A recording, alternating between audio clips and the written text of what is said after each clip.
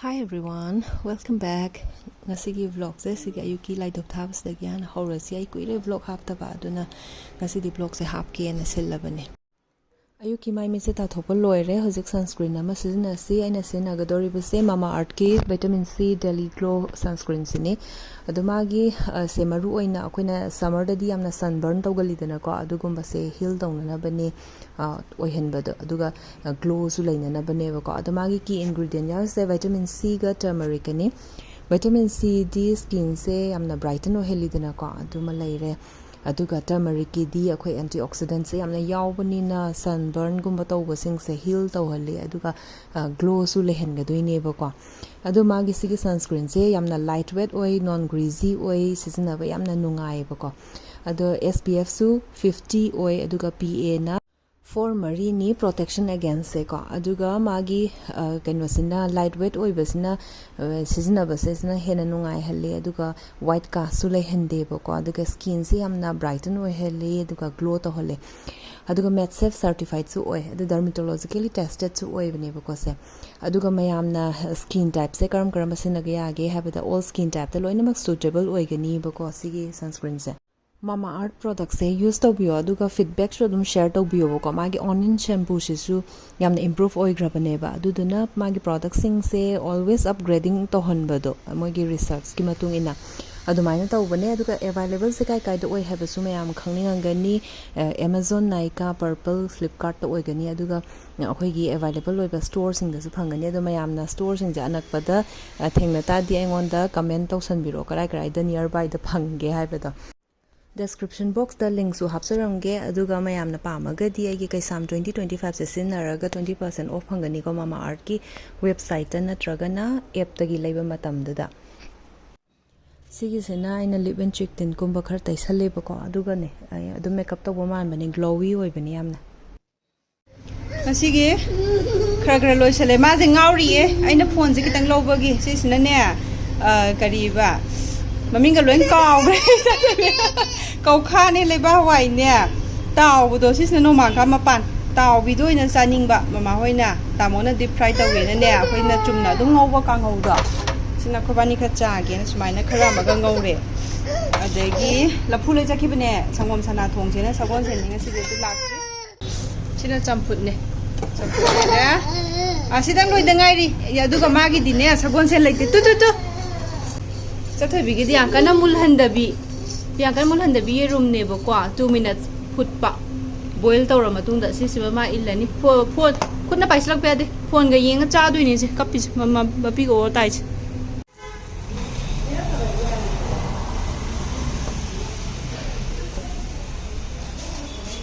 am pha sala dragons petrol ga hanara gas này imung gai puthora ga thamma ba se thongsi di ya de winter oi ki bagi ne adagi gamla se pick pa ta ai solon jala ma kitchen do ta mon lai rai ne baza sa kim ne ba ni la phu ga no ga lai dui ni na ka box na mai pu nam adagi thai ra ga lai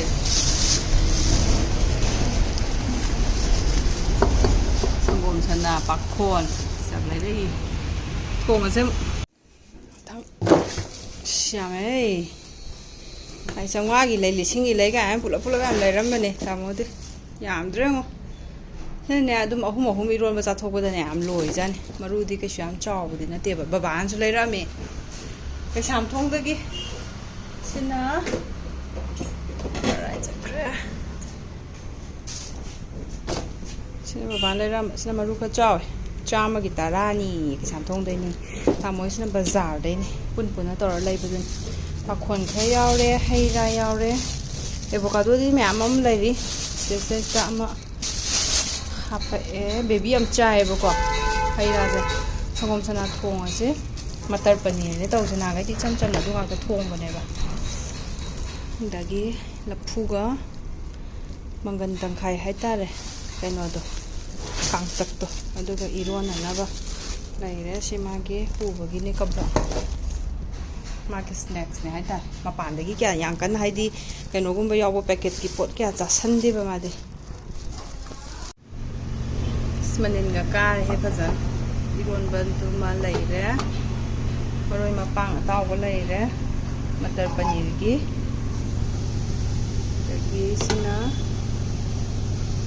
maroi ngau da ngai de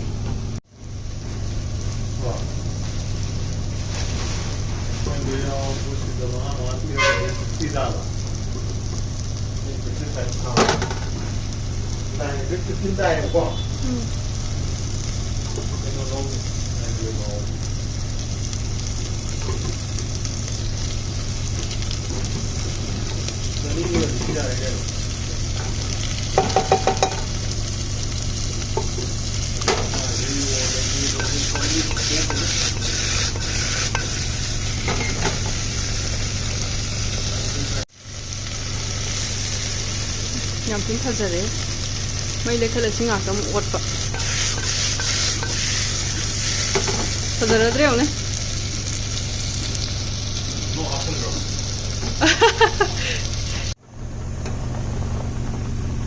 bodrong put khare aduga si kaino se kitang hapchan ubis kamai biam hapat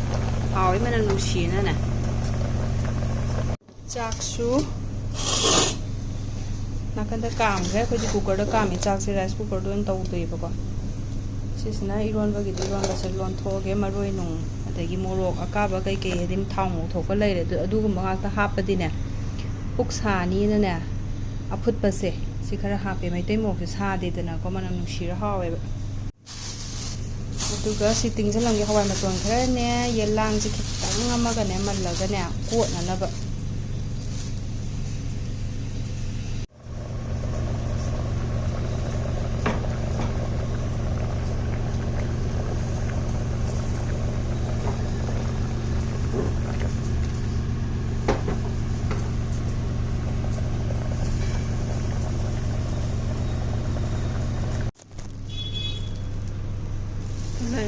bori khara maroi iron ba thong ra hapani bori so hapsala bori tawba manam yam nu shira ai di kuche pai be ade ba ko duduna kitchen gi sumba net pa ko pa de sina na ba gloves se lai sala ga thame ai khuna noi ba na nungai da na ko haw ba su heli da manam nu shira khara extra ni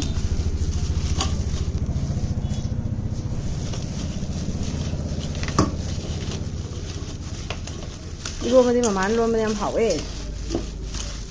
nai raga ngapon yam ta raga haw do adu kana taw da mama do phiroi ama chakye na na diga di la phu ga di le khop da me man yare lo shilage loira ular loira akhoi champut ili baby gi champut che dasakusa ne paman sai se dasakusa je managan adi skin je khoktat pa aduga yeng khulai je urena chumaina leite dinya saaba da hauta bazan chumba se mari di sai ba ko makak se mari natraga manga di sai na skin se khoktat pa adugi ahum moina puthare e adagi horen chakchaba mayang gi matam sani hi amta tawje hi kok thekni ko kok thekni khut sokpa khut kadai de sokpa amta yeng khut yo kai na ba khut ki yo do kai na ba tu bada ne kaino ma lan thok bada thaklan ukhi ba da khet pa kaptrabani na i ga tholarbi kaptamni na khangdraba koina aduga di i thomi je kai dai non yenga sile nai haida sumai nang ha lai rani akhoi adai ma tum halam ga sai sing chabagi khai ba khotpa muk karani ai sai thulu lo khu na chat lag lai haye wa se amdi matam yam sang ta se am birage lao hau इरोनबगी ग्लव तो हाइट खरा लीक ओइरगा मनुंग चाथला चंगक्तनाने सारे कांदबद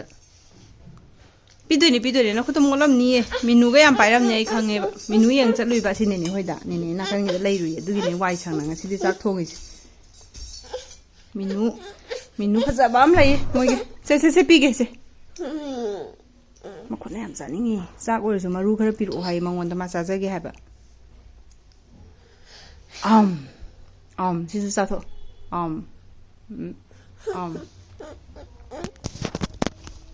habsalo kanu sida lam hening ise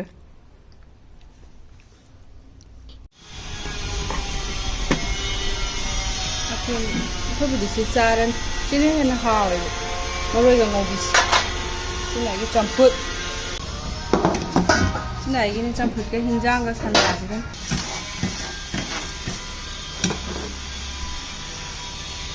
sine maroi thongba pakora khajingi ade kona na basu lai re hawai ton adi ngasina khoi gi ngasi thongba me out de ninna